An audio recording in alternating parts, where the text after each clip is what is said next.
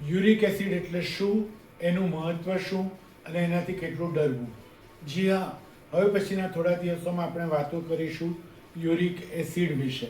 હું doctor Urman Dhruv, lifestyle disease prevention YouTube channel તથા HCG hospital તરફથી આપ સૌનું અભિવાદન કરું છું.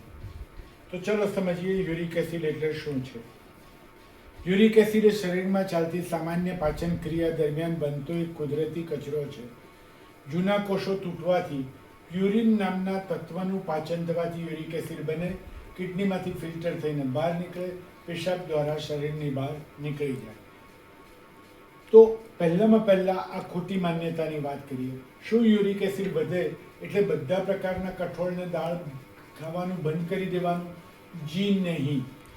જે વનસ્પતિજન્ય પ્લાન્ટ બેઝડ પ્યુરિન છે એમાંથી યુરિક એસિડ બનવાનું જોખમ ખૂબ ઓછું હોય છે, એટલે દાળ કે કઠોળ બંધ કરવાની જરૂર નથી. તુવેર દાળ, મગ દાળ, મસૂર દાળ, છોલે, ચણા, રાજમા, ચોળી, મઠ, વટાણા, મગ મર્યાદિત પ્રમાણમાં લેવામાં કશો જ વાંધો નથી. મતલબ કે ગુજરાતી ખોરાકમાં, વેજીટેરિયન ડાયટમાં દાળ કઠોળ બંધ કરવાની જરૂર નથી, કારણ કે માત્ર વધારે પ્રોટીનવાળો ખોરાક જ યુરિક એસિડ વધારે છે એ માન્યતા સાવ ખોટી છે. તો પછી સાચું શું છે? સાચી વાત એવી છે કે આપણા શરીરમાં જે ફ્રુક્ટોઝ જાય છે એ ફ્રુક્ટોઝમાંથી પણ ઘણા મોટા પ્રમાણમાં યુરિક એસિડ બને છે.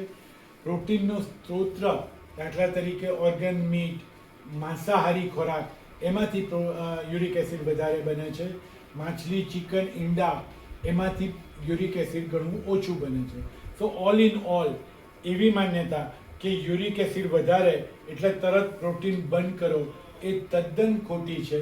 સાચું પ્રોટીન પસંદ કરો અને યોગ્ય માત્રામાં લો, કારણ કે યોગ્ય માત્રામાં સાચું પ્રોટીન લેવાથી કદી પણ નુકસાન થતું નથી. તો આજે અહીંયા જ રોકાઈશું. યુરિક એસિડ વિશે ઘણી બધી વાતો કરવાની છે. કાલે ફરી મળીશું. નમસ્કાર, ડૉક્ટર ધ્રુવ.